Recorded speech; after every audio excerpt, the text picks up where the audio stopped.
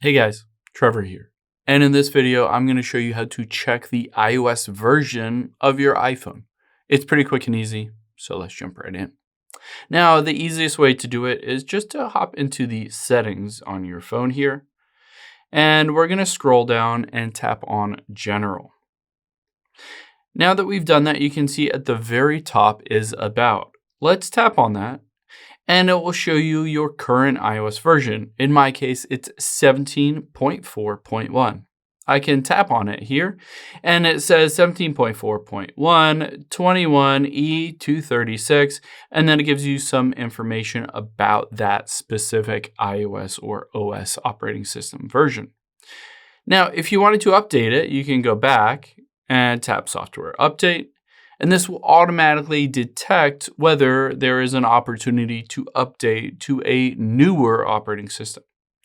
Of course, you can tap on beta updates and you can choose to have iOS public beta or iOS developer beta, which will give you early release access to a lot of iOS features.